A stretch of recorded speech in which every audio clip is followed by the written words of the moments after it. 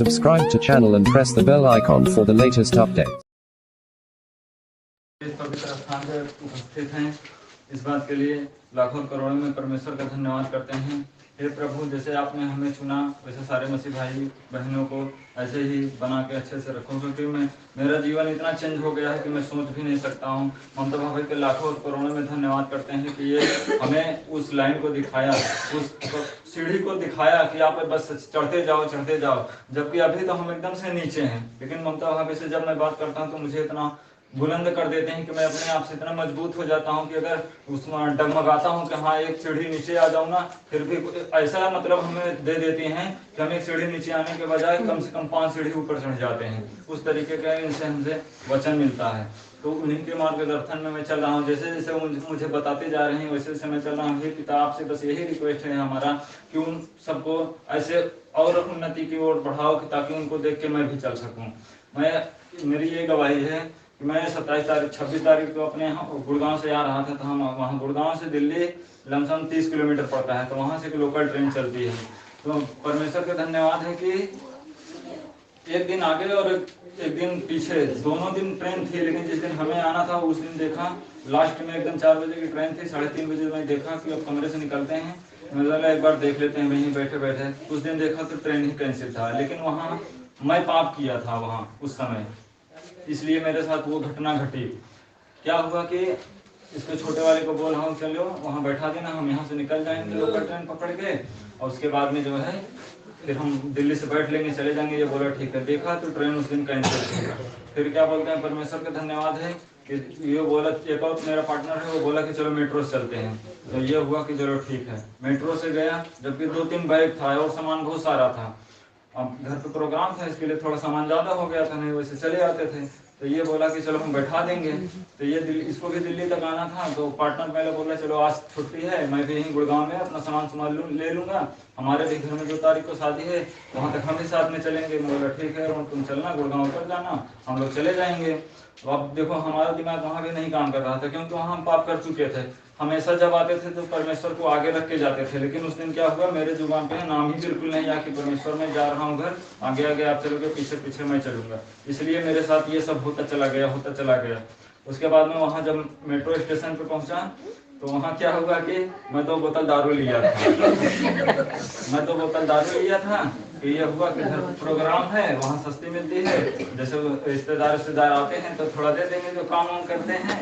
और फिर जब वहाँ 500 मीटर दूरी पे पहुंचा, मतलब रह गया मेट्रो, तब दिमाग तुरंत काम कर दिया कि अरे मैं तो ये सामान लिया हूँ, अब क्या करूँ। अब अंदर भी बैग नहीं डाल सकता हूँ मशीन में, वहाँ स्कैन हो जाता है। तो फिर उसको फोन किया अरुण को। मैं बोला अरुण तू कहाँ है, कमरे तो नहीं निकल गया? बोला नहीं मैं तो यहीं गुड़गांव में हूँ। मैं बोला आ जा, ऐसे बात है, इसको वापस तू लेके जा।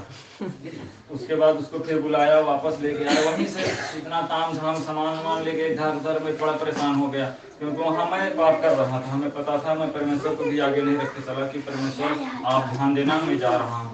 क्योंकि इसके पहले मैं कोरोना काल में आया था, जबकि मैं बीमार था, मेरे पास टिकट भी नहीं था, तो इतने अच्छे से मैं आया था, परमेश्वर को आगे रख के आया था, बिल्कुल सोच भी नहीं सकता था। लेकिन उस समय मेरा सब कुछ एकदम ओके था, सीट भी कंफर्म था। और जबकि 2-3 लोग थे साथ में कि हाँ चलो मैं छोड़ दूंगा, फिर भी मैं परेशान हो रहा था। उसके बाद में फिर क्या बोलते हैं, वहाँ से करके 3 बजे के बजाय 6:30 बजे निकला वहाँ से गुड़गांव से। फिर भी ट्रेन तो समय पे था, वो मिल ही गया। ये लेके आया यहाँ तो बोल रहा कि भैया प्लेटफार्म टिकट ले लेते हैं और चलते हैं, हम छोड़ देंगे अंदर तक, कहीं फिर वहाँ चेकिंग होगा। तो 2 टिकट किए थे, दोनों लोग सोचे थे सब 26 तारीख को जाएंगे, तो इसकी छुट्टी नहीं मिली। ये बोला कि मैं बाद में आऊँगा, इसका टिकट कैंसिल कर दिया। लेकिन जो टिकट किया था उसका हमारे पास मतलब मैसेज था 2 टिकट का, लेकिन एक कैंसिल कर चुके थे, एक ही था।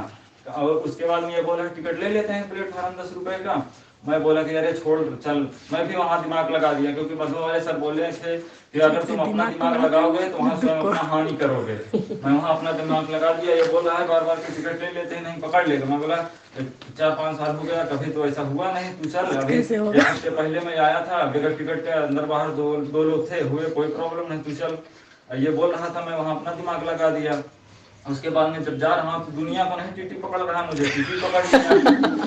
मुझे टीटी पकड़ लिया तो तब मुझे तुरंत दिमाग में आया कि मंदा मम्मी ने एक बार बोला था कि अगर तुम कहीं संकट में पड़ते हो, तुम्हें कोई चोट चपेट लगता है तो सीधा परमेश्वर के धन्यवाद करो, उन्हें आगे रखो, तुम वहां से तुरंत मुक्ति पड़ोगे। मैं परमेश्वर के धन्यवाद है कि वही मैंने चमत्कार को देखा, वो टीटी पकड़ लिया दोनों लोगों को, बोला रुको टिकट दिखाओ। उसको मैं तुरंत वही मैसेज दिखा रहा हूँ। मैं मैसेज दिखाने से पहले परमेश्वर को मैं, परमेश्वर आप मुझे बचाओगे, बाकी अगर ये देख लेगा कि एक टिकट कैंसिल है, एक टिकट इसका है, एक लोग तो पकड़े ही जाएंगे। तो वहां तुरंत मैं परमेश्वर को आगे रखा और वो टीटी क्या हुआ, बस ऐसे उसको दिखाया मैसेज। वो बोला सामान सामान, मैं बोला इसमें कपड़े कुपड़े हैं और एक कंबल है, बाकी साड़ी सूड़ी है। बोला इतना सामान, मैं बोला दो लोग हैं, जा रहे हैं घर, ट्रेन लगी है। तो वो तुरंत बोला, जैसे परमेश्वर का धन्यवाद बोला, वो बोला ठीक है जाओ, वहाँ टीटी छोड़ दिया। तो ये बोल रहा है कि रुको थोड़ी देर, हमें टिकट लेके आ रहा हूँ प्लेटफार्म, आप तो चले जाओगे, हम कैसे वापस जाएंगे। फिर वहाँ मैं बोल दिया कि आप तुम निकल जाना, कुछ नहीं होगा। तो परमेश्वर का धन्यवाद है कि ये वापस आराम से चला आया, इसको भी कोई प्रॉब्लम नहीं हुआ। उसके बाद हम भी बढ़िया से बैठ लिए, यहाँ इलाहाबाद में आए। परमेश्वर का धन्यवाद है, जिस भाई को मैं बोला था कि तू गाड़ी लेके आना, शाम को बोला हाँ ठीक है आऊँगा। फिर वही शाम को थोड़ी देर बाद मुझे बोला कि भैया मैं कहीं निमंत्रण में फंसा हूँ, मैं नहीं आ पाऊंगा। अब कैसे, मैं तो फंस गया अकेले, 3-4 बैग और सामान ढेर सारा, मैं बोला अकेले कैसे करूंगा। तो यहीं गाँव का एक भाई है, मुंडेरा जाता है, मतलब गोभी पत्ता लेके, तो उसको मैं तुरंत फोन किया। मैं बोला कि क्या बोलते हैं विनोद तुम कहाँ हो। तो बोला भैया घर पे है। बोला, मैं बोला अच्छा मंडी तुम आ जाओगे। बोला हाँ आ जाएंगे। मैं तो उसके एक दिन आगे गया था ना, तो पीछे गया था, वो उसी दिन केवल गया जिस दिन मैं इलाहाबाद में आया। तो वो बोला हाँ मैं आऊँगा। मैं बोला तुम ऐसे करना, 10 रुपए का प्लेटफार्म टिकट ले लेना और अंदर आना, क्योंकि मेरे पास सामान थोड़ा ज्यादा है, मैं अकेले परेशान हो जाऊंगा, नहीं ले पाऊंगा। बोला ठीक है। परमेश्वर के धन्यवाद है, मैं पहुंचा नहीं था, उसके 5 मिनट पहले ही वो आ गया था वहाँ प्लेटफार्म पे, वहाँ रिसीव किया, गाड़ी रखा, गाड़ी में सामान रखा, बढ़िया से फिर घर आए। क्योंकि मैं जब गुड़गांव से निकला था तो वहाँ मैं परमेश्वर को भूल गया था, इसलिए मुझे इतना व्यवधान हुआ था। वहाँ जैसे ही परमेश्वर का नाम लिया दिल्ली स्टेशन पे मैं पकड़े जाने पे, वैसे ही घर तक इतना बढ़िया से आए, कोई प्रॉब्लम नहीं हुआ। तो परमेश्वर से कोई कार्य कठिन है। जैसे लालू भैया बोले कि आप इंसान के ऊपर मत भरोसा रखो, अगर इंसान के ऊपर भरोसा रखोगे तो आप इंसान को खा जाएगा, क्योंकि परमेश्वर ही एक ऐसा इंसान है जो हमें बचा सकता है। बाकी अगर हम इनके ऊपर भरोसा रखेंगे, उनके ऊपर भरोसा रखेंगे, मौलाना और रोजा पढ़ना के ऊपर भरोसा करेंगे, तो मेरे वो खाने के सिवा और कुछ नहीं कर सकते हैं, मेरा जीवन धन्य नहीं कर सकते हैं वो लोग। इसलिए सबसे रिक्वेस्ट है कि प्रभु यीशु मसीह ही एक ऐसा परमेश्वर है जो साक्षात परम पिता परमेश्वर है हमारा, वही जिंदा जीवित यहोवा है, बस और कोई नहीं। हम पहले बहुत विश्वास करते थे कि हाँ हमारा जीवन यहाँ जाते हैं हम धन्य हो जाता है, वहां जाते हैं, जब वहां जाते थे तो अपना माइनस करके आते हैं, प्लस करके आते ही नहीं थे, क्योंकि जो जेब में रहता था, मतलब किराया हो कि ना हो, लेकिन वहां उतना हमें देना है, उन लोगों को पूजा करवाना है, चढ़ाना है। क्या वो परमेश्वर खाता था? नहीं खाता था। लेकिन यहाँ हम लोग क्या करते हैं कि विनती और प्रार्थना ही तो करते हैं, और हमारा प्रार्थना परमेश्वर सुन लेता है, जबकि हम लोग अपने आप से देखते हैं कि हाँ हमारी प्रार्थना को सुन रहा है। अगर उसको महसूस करेंगे तो साक्षात परमात्मा सामने खड़ा रहता है, अगर नहीं महसूस करोगे तो आप नहीं देख सकते हो। कि जैसे हमारे जीवन में कल काम हुआ, अपने स्वीटर को गया था परीक्षा देने 5 तारीख को, वो लोग, हम लोग तो भाई लड़की वाले हैं, वो लोग लड़के वाले हैं, उनको कितना भी कर देंगे कम ही रहेगा। वो लोग बोले कि आप हमारे हिसाब से आप काम नहीं किए हो, हमारा कम है। परमेश्वर के धन्यवाद है ना, तो मैं कहीं कोई फॉर्म अप्लाई किया था ना कुछ ना किया था, मुझे जरा सा भी मतलब डाउट नहीं है कि मैं हाँ मेरे अकाउंट में पैसे आएगा। परमेश्वर का धन्यवाद है। वहाँ वो लोग बोले कि भैया कुछ समझो इधर उधर करके, तो जो अगुआ था कल बुलाया था, तो वहाँ गया, सारा बातचीत हो रहा था। मैं वहीं कल जो भी कुछ अगर मेरे दिमाग में था, कुछ बचा कुचा था, तो कल मैं वो भी देख लिया परमेश्वर के। जैसे ममता बार बार बोल रही थी, अगर आप कहीं फंसोगे आपके जीवन में ऐसे ऐसा काम हो जाएगा आप सोच भी नहीं सकते हो। वैसे ही हमारे जीवन में कल काम हुआ, मैं कहीं कुछ भी नहीं किया था, पता नहीं कहाँ से मेरे अकाउंट में कल 5000 पैसे आ गया है, मैसेज अभी तक है। परमेश्वर का धन्यवाद है कि वो लोग बोले थे कि भैया हमें कम किए हो, आप व्यवस्था और करो। अब हम तो सोचे वो लोग 11 तारीख को आएंगे, मैं तो सोचा था और वहाँ कर देंगे और यहाँ कर देंगे, तो हमारा जितना उम्मीद किए थे उतना सब कुछ सही था, लेकिन वो लोग बोले हैं कि कम किए हो। मैं बोला चलो ठीक है। तो वहाँ बातचीत हो रही है, बैठे हैं सारे लोग से बातचीत हो रही है, हमारे अकाउंट में पैसे मैसेज आया कि 5000 मेरे अकाउंट में क्रेडिट हुआ है पैसे। अब बताओ परमेश्वर का धन्यवाद है, जबकि मुझे वो अकाउंट में कम से कम 2 साल से बंद रखा हूँ, 2 साल से अकाउंट बंद है, उसमें कहाँ से 5000 आ गया क्या मालूम। तो परमेश्वर का मतलब कि कोई कार्य कठिन नहीं है, मैं तो विश्वास कर लिया हूँ पहले भी करता था, ऐसी बात नहीं। लेकिन बस बने रहो, बस सबसे यही रिक्वेस्ट है कि बने रहो, आप देखते रहोगे आगे आगे। ममता भाई मुझे बार बार कहती है आपके जीवन में ऐसा कार्य होगा कि आप सोच भी नहीं सकते हो, ऐसा हो जाए। मैं ये चीज तो मेरे दिमाग में आया ही नहीं कि मेरे पास 5,000 इनसे उम्मीद है कि मिल जाएगा। अब वो 5,000 कहाँ से आ गया, क्या मालूम कहाँ से आया है। अभी तक वो 5,000 क्रेडिट है अकाउंट में।